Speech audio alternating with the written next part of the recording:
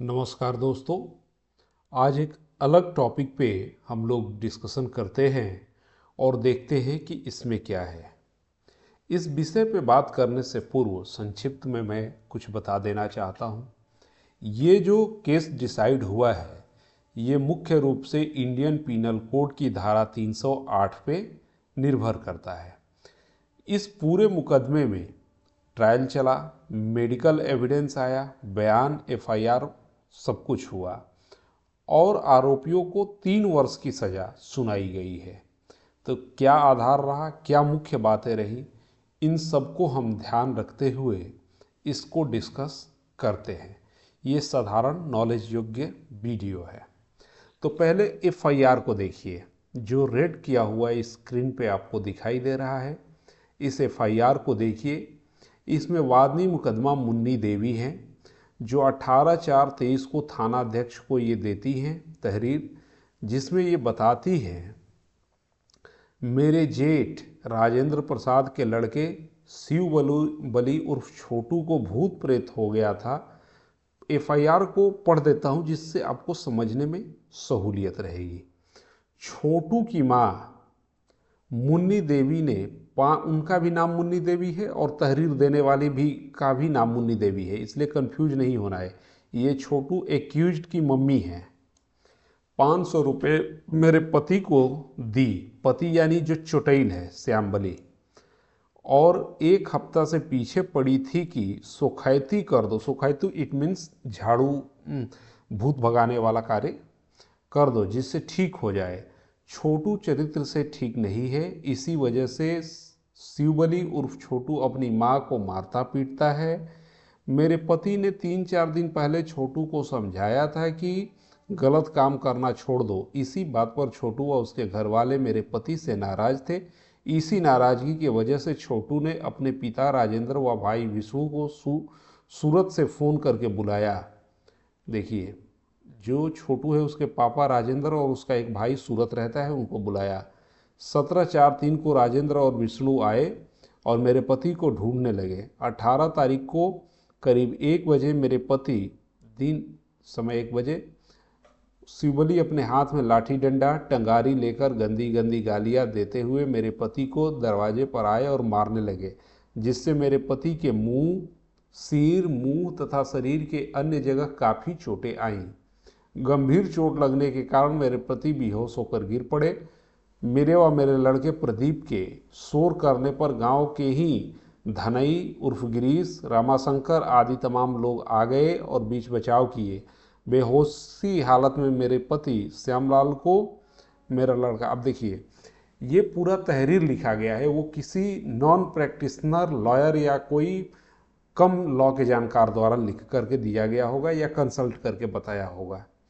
वैसे यह है कि एफआईआर वही एज इट इज़ होनी चाहिए जो उस समय के वादी मुकदमा और गवाहों ने देखा है, उसमें बहुत बड़ा मॉडिफिकेशन नहीं करना चाहिए। लेकिन इसमें कुछ मॉडिफिकेशन हो सकते हैं जो व्यवहारिक लिखने में त्रुटियां हुई है, उस पर हम लोग बात ना करते हुए ये एफआईआर दर्ज हो जाती है 323, 308, 504 में। छोटा सा ही है, छोटा विमर्श करते हैं इस पर। एक व्यक्ति की माँ दूसरे को 500 रुपया देती है कि मेरे लड़के को भूत पकड़ा है, ठीक कर दीजिए। वो भूत प्रेत के झाड़ फूक के दौरान ही उसको मारे रहता है। ऐसा बाद में वो लोग आगे तर्क लेंगे, इसको आप पढ़ेंगे, पूरा विस्तृत तो है, छोटा मगर बहुत ही नॉलेजेबल चीज़ है। अब ये देखिए 6 पैरा, अभियोजन पक्ष की ओर से साबित किए गए अभियोजन साक्षी नंबर 1 मुन्नी देवी है। ये साक्षियों का क्रम है, कौन कौन है। प्रदर्श, प्रदर्श यानी जो कागजात होता है जिसको जो गवाह प्रूफ करता है उसी पे एग्जिबिट, और हिंदी में प्रदर्श कहते हैं, प्रदर्श पड़ता है। जैसे तहरीर दिनांक 18/4 को मुन्नी देवी ने दिया था, PW1, तो PW1 बताई होंगी कि मैंने ही दिया है, मेरा ही साइन है, मैंने ही थाने पे जाके दिया, तो उस पर प्रदर्श पड़ गया 1। और ये PW1 प्रोसिक्यूशन विटनेस 1, देखिए जैसे यहाँ मुन्नी देवी लिखा है, इन्होंने ही दिया था, वादी मुकदमा यही है। इसी तरीके से चुटेल श्यामलाल का आघात आख्या यानी ये मेडिकल रिपोर्ट PW5 कोई डॉक्टर होंगे। PW5 कौन है, यहाँ से आप देखेंगे डॉक्टर VS त्रिपाठी, उन्होंने उसको प्रूव किया मेडिकल रिपोर्ट को। प्रथम सूचना रिपोर्ट तहरीर और FIR दोनों दो चीज़ होती है। कार्यालय पुलिस उप निरीक्षक अधीक्षक GD नष्ट होने के बाबत दी गई सूचना, GD नहीं है, GD एंट्री की जाती है। आरोप पत्र को जो IO भेजेगा, जैसे एक इन्वेस्टिगेशन प्रारंभ होता है उसमें 2-3 IO बदल गए, तो जो आरोप पत्र भेजा रहेगा वही उसको प्रूव करेगा। तो PW8 ये इन्वेस्टिगेटिंग ऑफिसर होंगे, इन्होंने प्रूव किया है। बस 5 ही प्रदर्श इसमें है। और अच्छा है कि ये नक्शा नजरी मेन IO इन्वेस्टिगेटिंग ऑफिसर अपने सहूलियत के लिए बनाता है, लेकिन ये भी बहुत इम्पोर्टेंट होता है। यदि विटनेस प्रूव नहीं कर पाते हैं तो घटना का स्थल नहीं प्रूव होता है, जिससे प्रोसिक्यूशन के एविडेंस पे प्रभाव पड़ने लगता है। PW13 इसको प्रूव किए हैं। PW13 को परीक्षित नहीं कराया गया है, 8 ही विटनेस को कराया गया है। आगे हम लोग देखते हैं इसमें कि क्या होता है। पूरी ये FIR है। अब ये अभियोजन की ओर से उक्त गवाहों के अतिरिक्त कोई अन्य परिचित नहीं कराया गया। अभियोजन साक्ष्य तो क्या क्या हुआ, किसने क्या कहा। बचाव साक्षी यानी डिफेंस का भी एक है, ओम प्रकाश। मुन्नी देवी PW1 ने अपनी मुख्य परीक्षा में क्या किया, एग्जामिनेशन इन चीफ में क्या कहा, पूरा चीफ को लिखा गया है। फिर PW2 का चीफ पूरा लिखा गया है, PW3 का। ऐसे ही जितने गवाह होंगे उनका एग्जामिनेशन ऑफ चीफ लिखा जाएगा। अब देखिए PW5 डॉक्टर BS त्रिपाठी हैं, इनकी मुख्य परीक्षा ये बताते हैं कि 40 वर्ष का मेडिकल मैंने किया था। मैंने श्यामलाल के पुत्र प्रदीप द्वारा लाया गया था। ब्रॉड बाई ये इम्पोर्टेंट होता है, ब्रॉड बाई प्रदीप है, यानी चुटैल का इंजर्ड का लड़का प्रदीप लेके गया है। ये ब्रॉड बाई पुलिस होता है तो और इसको मजबूती से कहा जाता है। इतना से हुआ। अब उसको देखिए, नेचर ऑफ इंजरी बहुत ज़बरदस्त होनी चाहिए। चोटेल श्यामलाल का पहचान चिन्ह एक काला तिल गर्दन पर बाएं तरफ निचले जबड़े के बाएं एंगल से चोटेल श्यामलाल के निम्नलिखित चोटें थी। ये जो इंजरी है एंटीमॉर्टम इंजरी चोटेल के, ये बहुत महत्वपूर्ण होता है। फटा हुआ घाव लेसरेटेड 5 cm × 2 cm मांस मसल डीप। इसको देखिए, लॉ और मेडिकल इंग्लिश में थोड़ा बहुत समझ में ज़्यादा आता है, वैसे हिंदी में तो पढ़ने पे पूरा समझ में आ जाता है। फटा हुआ घाव मांस की गहराई तक, इसी को कहते हैं लेसरेटेड वुंड मसल डीप। अब बाएं कान से 12 cm ऊपर का रिसाव हो रहा था। शरीर में, बॉडी में, हमारे ह्यूमन बॉडी में 4-5 मेन पॉइंट होते हैं, वहीं से कोई भी चोट इंजर्ड को होता है उसकी दूरी मापी जाती है। तो ऊपर देखिए सर में बाएं कान से मापा जा रहा है, बाएं कान से मापा जाएगा, दाहिने साइड रहेगा तो दाहिने कान से। 12 cm ऊपर है, खून का रिसाव हो रहा है, यानी सर के ऊपर ये लगा हुआ। एक्सरे की सलाह दी गई, ये ऐसा रहता है मेडिकल रिपोर्ट। यहाँ पे पढ़ने में आ जा रहा है, लेकिन इंजरी रिपोर्ट पढ़ेंगे, डॉक्टर की हेड राइटिंग देखेंगे तो पढ़ने में बहुत ही कठिनाई होती है, परंतु पढ़ते पढ़ते समझ में आने लगता है एक समय के बाद। फिर चोट नंबर 2 देखिए, फटा हुआ लेसरेटेड वुंड मसल डीप, सिर की बाईं तरफ बाएं कान से 6 सेमी दूर। एक्सरे की सलाह दी गई, 2 चोट के लिए एक्सरे एडवाइस की गई है। मसल डीप 100 एंड 100 ललाट पर बाईं तरफ बाएं भौंहा के नीचे। फटा हुआ घाव, ये भी लेसरेटेड है। लेसरेटेड इतनी खराश एब्रेजन, ये एब्रेजन होता है, हल्का चोट होता है जो खरोच आता है। फटा हुआ घाव ये लेसरेटेड, लेसरेटेड का मीनिंग डीप होता है। कहाँ चोट लगा हुआ सूजन। इसके बाद नीलगू निशान, ये भी छिला हुआ ही होता है। नीलगू निशान एब्रेजन का ही है, जो सूखा हुआ एब्रेजन होता है जिसमें चोट दो से चोट का जो जीवन काल होता है वो भी होता है, नीलगु निशान। अब इसका ज़्यादा डीप हिंदी है, वैसे मैं बता दे रहा हूँ कि एब्रेजन जो होता है, खुरदा हुआ घाव, उस पे देखेंगे कि ताज़ा रहेगा तो रेड रहेगा, उसकी अवधि 1 से 2 घंटे होती है।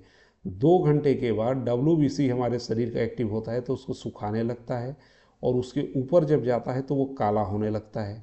तो 2 से कुछ घंटों का उसमें कालापन आता है, और दिन बीतता है तो वो छोड़ने लगता है, वहाँ पे वाइटनेस आने लगता है। तो इस हिसाब से घाव का होता है। 11 नंबर का चोट, ये भी लेसरेटेड है, चमड़े की गहराई तक बाएं उंगली के पीछे सतह तक। अब ये एक्सपर्ट अपनी राय क्या दे रहा है। मेरी राय में चोटें साधारण थी, परंतु चोट नंबर 1, 2, 4, 7 को ऑब्जर्वेशन में रखा गया, एक्सरे की सलाह दी गई थी तथा रेडियोलॉजिस्ट की सलाह मांगी गई। ये इतना काम हो रहा है। अब यहाँ से ये अपने प्राइवेट एडवोकेट नहीं रखे होंगे, उनकी सलाह नहीं लिए होंगे। तो इतना हो गया, एक्सपर्ट ने ये बता दिया आकर के अपने। चोटेल को देखिए, आगे भी पढ़ लीजिए, डॉक्टर साहब को पूरा पढ़िए। चोट नंबर 7 दंत सर्जन को रेफर किया गया था। इसके चोट नंबर 7 जो है वो बहुत ही गंभीर जबड़े में चोट था, जिसे दंत सर्जन को रेफर किया गया।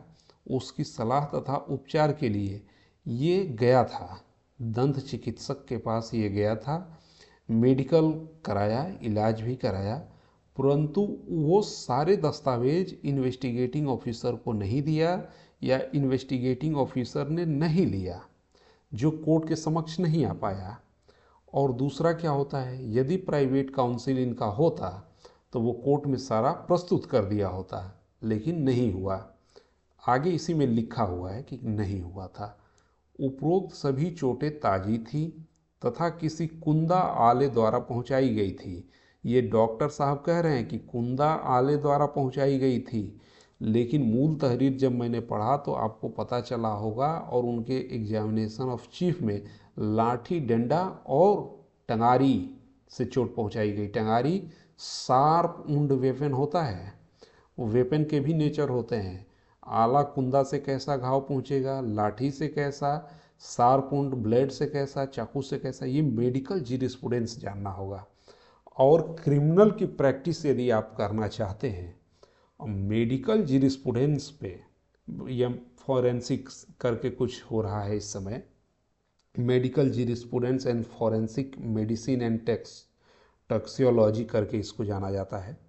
इस पे यदि कमांड होगा तो बहुत ही अच्छा आप करेंगे क्रिमिनल में, क्योंकि इसमें साधारणतया यह माना जाता है कि डॉक्टरों को हर कोई क्रॉस एग्जामिन नहीं कर पाता है, चोटों का नेचर नहीं जान पाता है, मेडिकल एविडेंस कैसे प्रूफ और प्रस्तुत किया जाए और प्रूफ कराया जाए, ये भी बहुत ज़्यादा लोग नहीं जानते हैं। जो सीनियर और अच्छे एडवोकेट होते हैं वो तो सब कुछ जानते हैं, उनकी मैं बात नहीं कर रहा हूँ, लेकिन एक जनरल एडवोकेट जो है वो नहीं जान पाते हैं, नहीं कर पाते हैं। चोटेल को रेफ़र किया गया उनकी सलाह के लिए, और ये इन्होंने प्रदर्श डाला, विवेचक को मैंने बयान दिया था, डॉक्टर साहब इतना हो गए। अब इसमें से छोड़ देते हैं, ये पूरा विवेचक आए हैं, सब कुछ आ गए।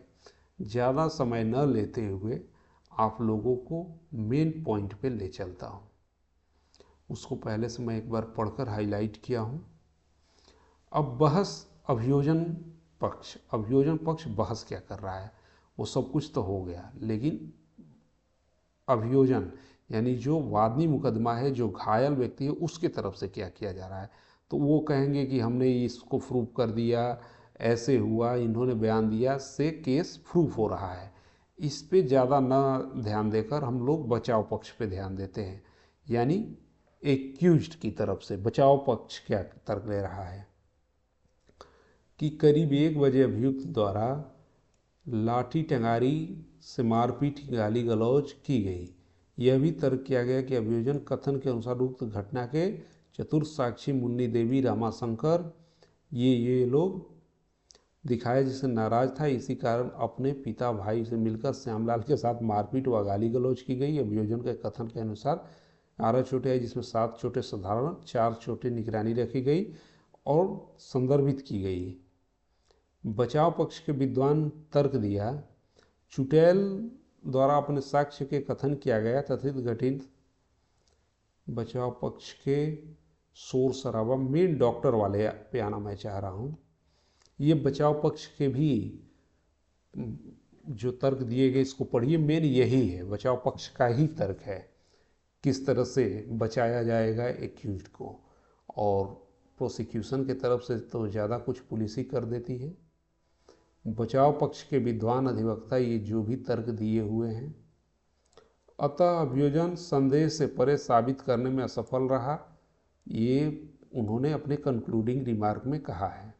और नहीं समझना है तो यहाँ से भी हम लोग देख सकते हैं, घटनास्थल पर कोई मारपीट नहीं हुई थी, अतः उपरोक्त साक्षीगण के साक्ष्यों से अभियोजन कथानक का कोई लाभ प्राप्त नहीं होता। ऐसे ही जो लास्ट रिमार्क होता है अतः करके जो आ रहा है, उसको भी पढ़ लेने से पूरा क्रक्स समझ में आ जाता है। अब हम लोग आते हैं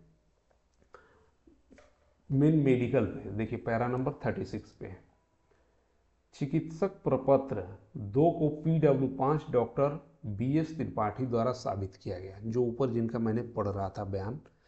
चुटैल के ये कौन आर्गुमेंट कर रहा है, ये कर रहे हैं जो आरोपित व्यक्ति हैं, जो एक्यूज्ड पर्सन है, उनके अधिवक्ता साहब कर रहे हैं।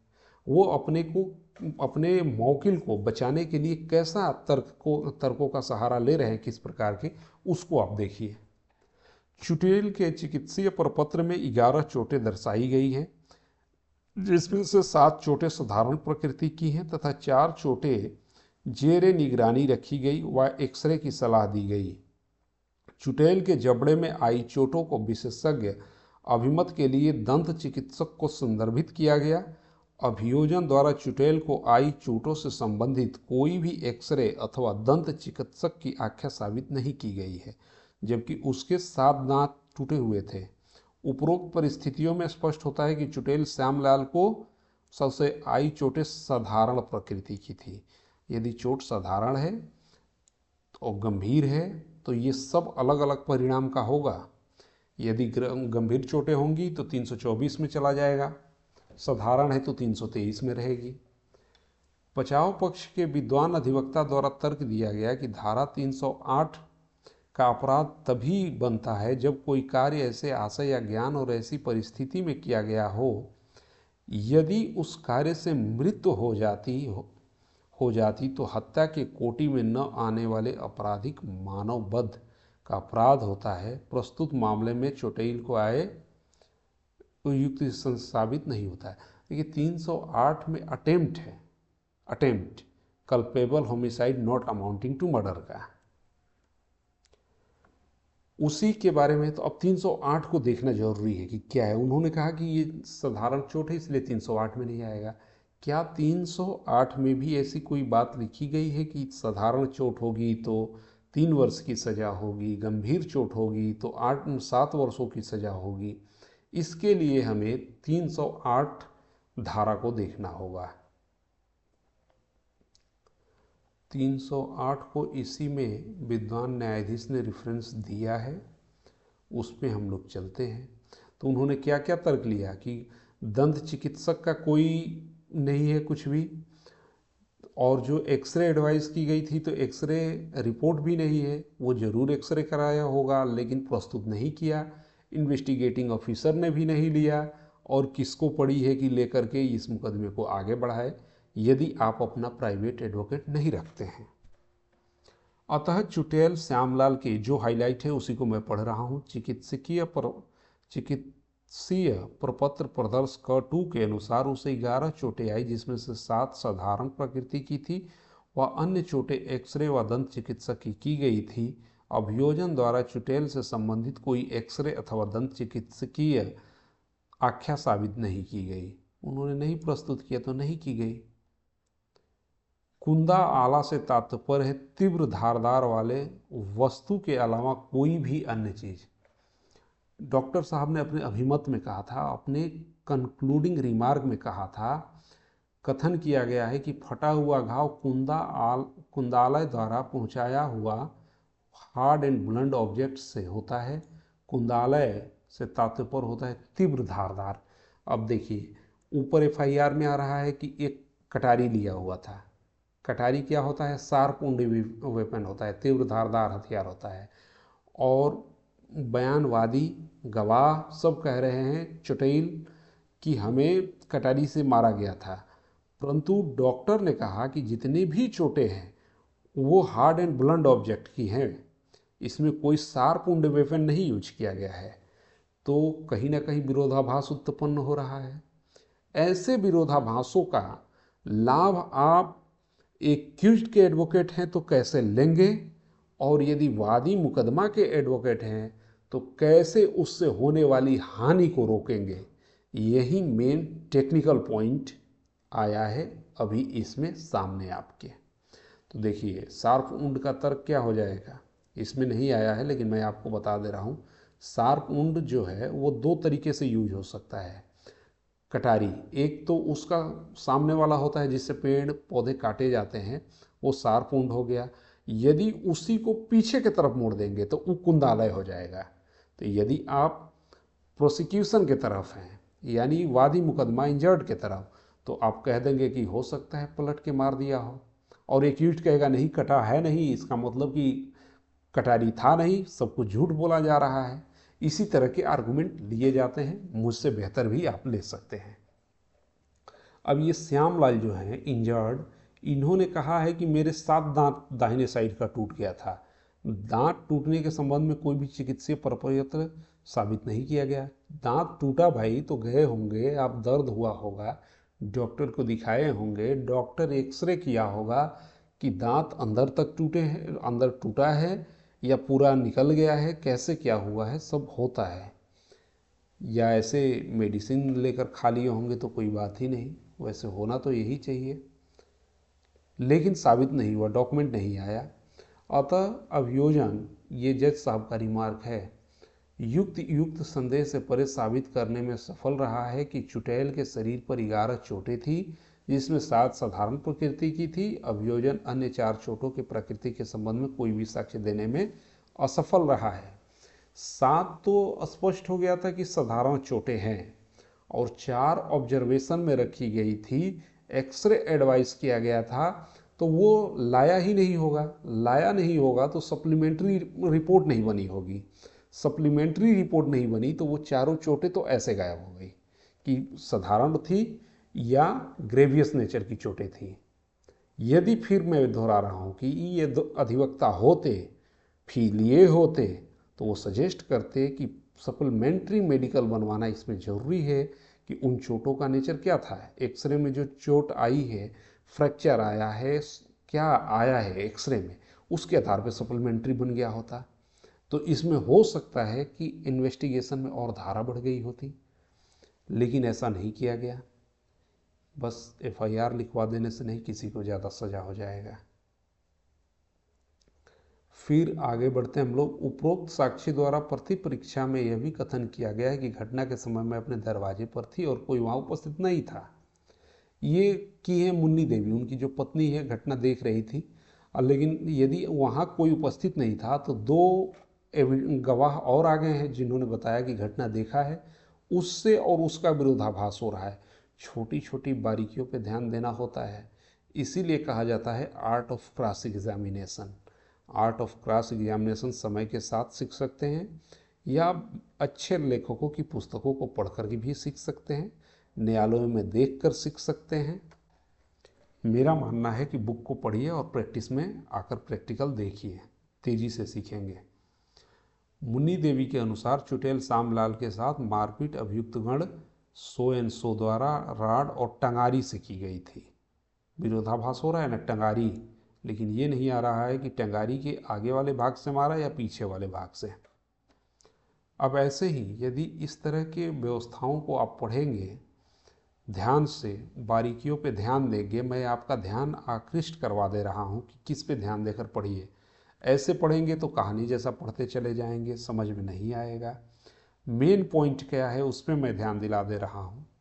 इसके बाद जब कभी भी 308 का ट्रायल आप करेंगे, देखेंगे, समझेंगे, तो ये सब बातें याद आपको आएंगी, तो उसका निश्चित ही निस्संदेह लाभ पहुँचेगा। तब आप मुझे थैंक यू देंगे। धनई स्पष्ट करते हैं कि उपरोक्त साक्षी द्वारा मुख्य परीक्षा और प्रति परीक्षा में उसकी घटना कारित करते हुए देखने का कथन किया गया। देखिए ये PW4 है। ये क्या किया गिरीश कुमार कि एक दिन कहा कि घटना कारित की गई, इसे फिर री एग्जामिनेशन के लिए जब बुलाया गया तो इसने घटना से इनकार कर दिया। तो इस पे कोर्ट का भी मत है और कोर्ट का ये प्रिज्यूम आप भी कर सकते हैं कि जो व्यक्ति पहले दिन कह रहा है कि घटना हुई, अगले दिन कैसे मुकरा होगा। जरूर एक्यूज्ड उसके ऊपर दबाव डाले होंगे या कोई ऐसी कारण आई होगी। तो इस पे इलाहाबाद हाई कोर्ट का नज़ीर है जिसमें कहा गया है कि पहले वाले ही को समर्थन करता है तो उसको मान लिया जाएगा कि वही सच है। इस तरह से आते हुए हम लोग आते हैं, जिन बिंदुओं पर मैं ध्यान दिलाया उन्हीं का निष्कर्ष निकाला गया है कि टंगारी से कैसे कटेगा, कोई देख नहीं रहा था तो कैसे लोग आ गए। इनके एक साढ़ू भी आते हैं, वो भी घटना में कुछ बताने का प्रयास करते हैं। 11/4 साधारण प्रकृति की, फिर कंक्लूडिंग लास्ट रिमार्क। अब देखिए 75 नंबर, बचाव पक्ष के विद्वान अधिवक्ता द्वारा तर्क दिया गया कि चुटैल श्यामलाल चिकित्सकीय प्रपत्र के अनुसार उसे आई चोटें साधारण प्रकृति की थी। उपरोक्त परिस्थिति में यदि अभियोजन यह भी साबित करने में सफल रहता है कि उक्त चोटें अभियुक्त गण द्वारा कारित की गई है, तब भी अभियुक्त के विरुद्ध 308 का अपराध साबित नहीं बनता। उन्होंने ये कहा, लेकिन ये तर्क थोड़ा उन्होंने गलत ले लिया। उनका अपना मत है, मेरा व्यक्तिगत मत है, उनको मैं गलत नहीं कह रहा हूँ। 308 अटेम्प्ट है, अटेम्प्ट की बात करता है और अटेम्प्ट में उसे चोट आया ही है। आप ये कहते कि वो इसलिए अटेम्प्ट नहीं था, 308 के लिए नहीं था, साधारण चोट मारपीट हुई होगी, उसमें 323 की चोटें हैं, ये थोड़ा सुटेबल हो जाता। 308 को आप लाते ही नहीं बीच में। लेकिन आपने लिया वैसा आर्गूमेंट, कोई बात नहीं, बहुत बार बहस के दरमियान बहुत कुछ चीज़ें आ जाती है जो ना चाहें आप। उक्त के अंदर दंडित केवल गंभीर चोटें आने। अब देखिए धारा, जो कोई किसी कार्य आपराधिक मानव प्रयत्न, इसको मैं पढ़ता हूँ धारा 308 को। जो कोई किसी कार्य को ऐसे आशय या ज्ञान से और ऐसी परिस्थितियों में करेगा कि यदि उस कार्य से वह मृत्यु कारित कर देता है तो वह हत्या के कोटि में न आने वाले आपराधिक मानववध का दोषी होता है, वह दोनों में से किसी भांति के कारावास से जिसकी अवधि 3 वर्ष तक की हो सकेगी या जुर्माने से या दोनों से दंडित किया जाएगा। यदि अटेम्प्ट है सिंपल तो 3 वर्ष का सजा है, और यदि ऐसे कार्य द्वारा किसी व्यक्ति को उपहति हो जाती है, इसमें दो है 308 में। एक तो है कि अटेम्प्ट बिना इंजरी काज किए हुए, और यदि इंजर्ड करके अटेम्प्ट किया जाता है तो उसमें सजा 7 वर्षों की हो जाती है। तो यहाँ पे ये नहीं बताया गया कि कैसी इंजरी होनी, यानी उपहति कैसी होगी, सिंपल या ग्रेवियस।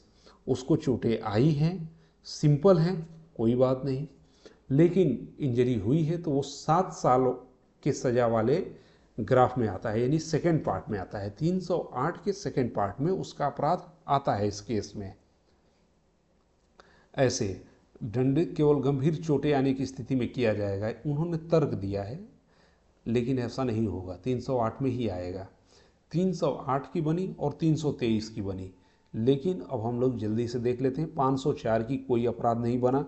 इसमें बताया गया कि 504 के अपराध के लिए कौन से इसेंशियल एलिमेंट का होना आवश्यक है। वो इसेंशियल एलिमेंट यदि नहीं है तो 504 का अपराध नहीं बनेगा। केवल किसी व्यक्ति को अपमानित किया जाना आवश्यक है, बल्कि उसे अपमानित इस आशय से या संभावना से किया गया हो कि वह प्रकोपित होकर लोक शांति भंग करेगा या कोई अपराध कारित करेगा। 504 की ये मेन इसेंशियल है, यदि ये नहीं है तो उसका अपराध नहीं होगा। इसमें 504 को हटा दिया गया विद्वान न्यायाधीश द्वारा। अब उन्होंने आदेश क्या दिया, 308 बनता है और 323 बनता है, 504 का कोई अपराध नहीं बनता है तीनों पे। तो इसमें दोष मुक्त हो गए, एक्विटल पा गए, और इसमें कन्विक्शन होती है 308 और 323 में।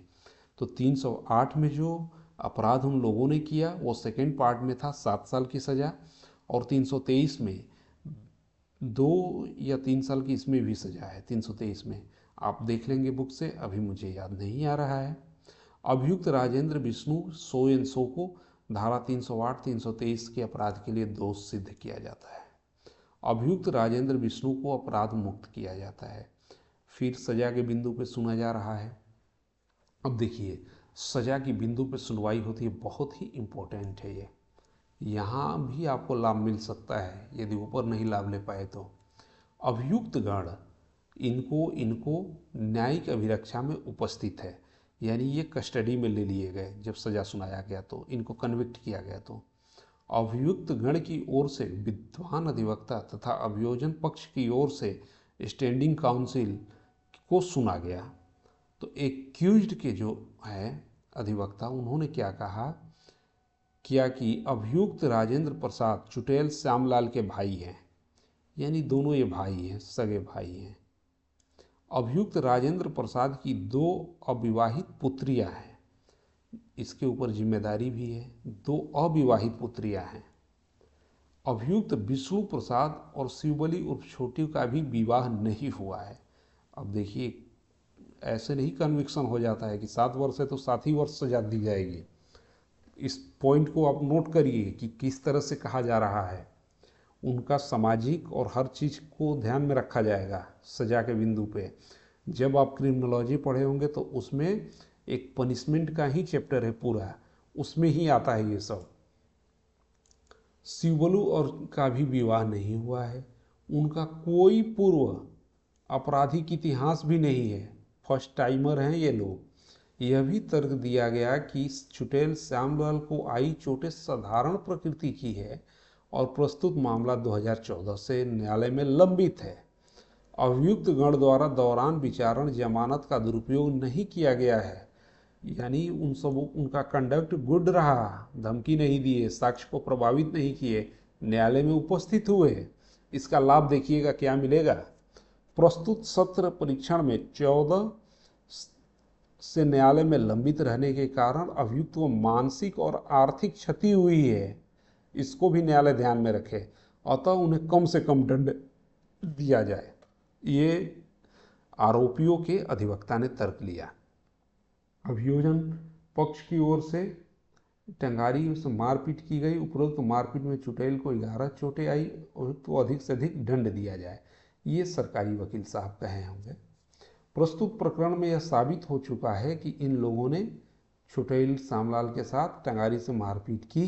उक्त मारपीट में चुटेल श्यामलाल को आई चोटें साधारण प्रकृति की है, अतः मामले के तथ्य एवं परिस्थिति, अपराध की प्रकृति तथा अभियुक्तों की ओर से दंड के प्रश्न पर दिए गए तर्कों को विद्वान न्यायाधीश कह रहे हैं। दंड के प्रश्न पर दिए गए तर्कों को दृष्टिगत रखते हुए न्यायालय इस मत की ओर छोटू 308 के तहत किए गए अपराध के लिए 3 वर्ष के कारावास तथा 323 में 1 वर्ष। अब सोचिए आप, 308 में 3 वर्ष की ही सजा दी गई, क्यों 7 वर्ष क्यों नहीं दी गई?